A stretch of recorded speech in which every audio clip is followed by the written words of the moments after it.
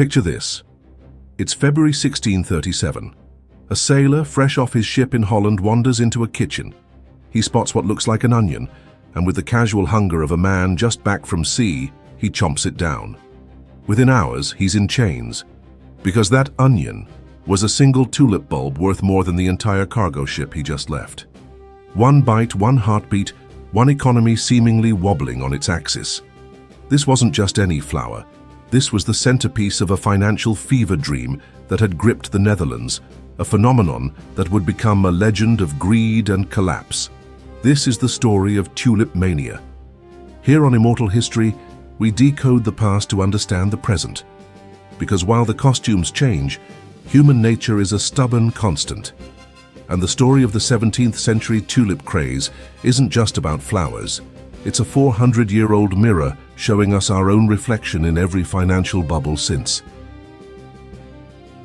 Our story begins in the Dutch Golden Age, a time when the Netherlands was practically swimming in cash. Amsterdam's port was a global engine, hustling more freight than London and Venice combined. Into this world of new money and old pride enters the tulip. It wasn't a native flower, but a beautiful and exotic immigrant, arriving from the mountains of Central Asia. Its elegance was immediately captivating, but its biology made it a nightmare for mass production. It took a full 7 years to patiently coax a single bloom from a seed. This natural scarcity kept supply tiny and prices exclusive. Then, Mother Nature decided to play the market. A harmless virus, a mosaic virus to be precise, began to infect the bulbs. It didn't kill the flower. Instead, it did something extraordinary. It broke the petals, streaking the solid colors with wild, unpredictable, and breathtakingly beautiful flames of contrasting hues. A deep red tulip might suddenly bloom with bolts of white lightning across its petals. These broken bulbs were instant unicorns. You couldn't breed them on demand, you couldn't plan for them. You just had to get lucky. Each broken tulip was a unique, living piece of art. It transformed a simple flower into the ultimate 17th century flex. A Rolex that could, with time and luck, split into baby Rolexes. At the absolute top of this floral pyramid was the legendary Semper Augustus, a masterpiece of scarlet flames on a snow-white background. With only a dozen or so bulbs known to exist, it became an object of near-mythical desire. People made staggering offers for a single Semper Augustus bulb, with one suitor putting up 12 acres of prime farmland for one. The flower became a cultural obsession. Status was measured in petals. Painters, wanting to show off their patrons' wealth, slipped rare tulips into family portraits. Brides carried them down the aisle as a sign of supreme luxury. Even churches, not typically bastions of floral flexing, would rent specific tulips for festivals to draw a crowd. The tulip was more than a plant. It was a password into the elite. By 1634, the obsession had outgrown the garden. The real action moved indoors, into the smoky, ale-soaked taverns of Dutch cities. Nobody was swapping actual physical bulbs anymore. They were far too precious and could only be safely moved in the summer. Instead, men crowded around tables to trade hand-scribbled IOUs, paper contracts promising the delivery of a specific bulb in June, when it could be safely lifted from the ground. These were, in essence, futures contracts, and they opened the floodgates. You no longer needed to be a wealthy merchant to play the tulip market.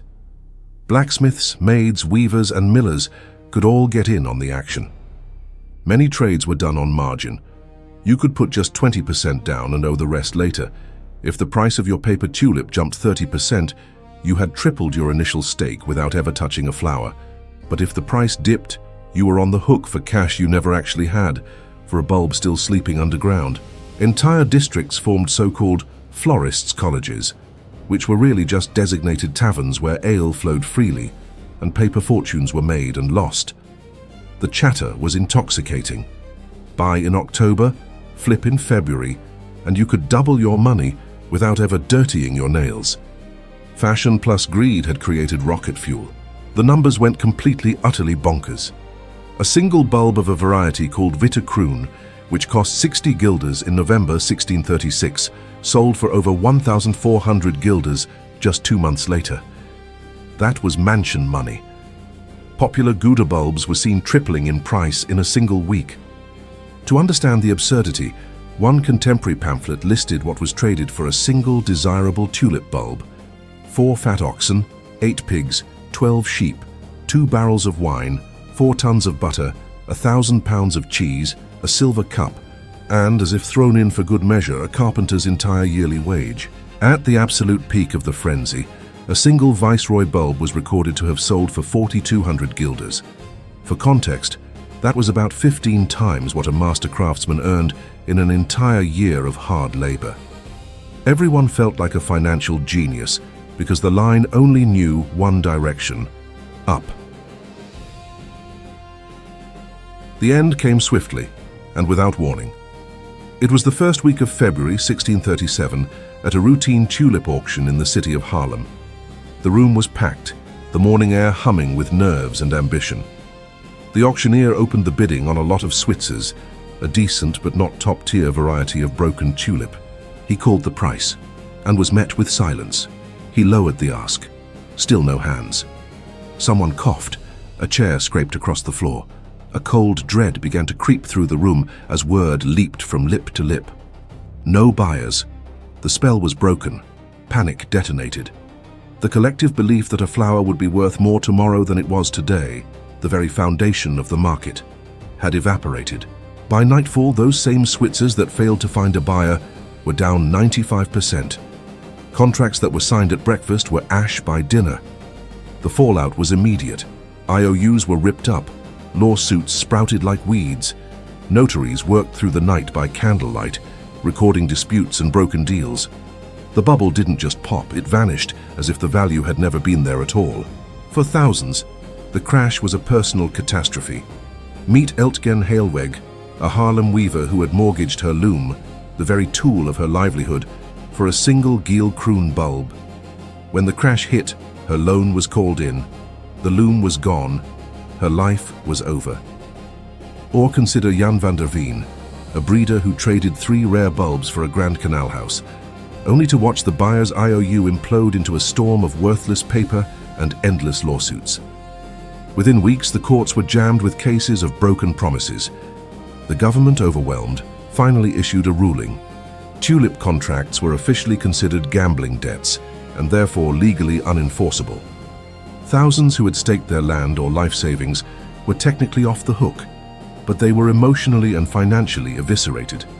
Diaries from the time tell of widows hawking their furniture for bread and artisans pawning their tools just to eat. As the financial world reeled, the culture pushed back. Satire became a form of national group therapy. The artist Hendrik Gerrit's Pot painted Flora's carnival cart, depicting the goddess of flowers in a chariot with a crew of fools being pulled toward their doom. Kids played street games where they would blow up paper tulips and pop them, chanting "flip and flop, guilders drop." Laughter, it seemed, was the only asset still appreciating.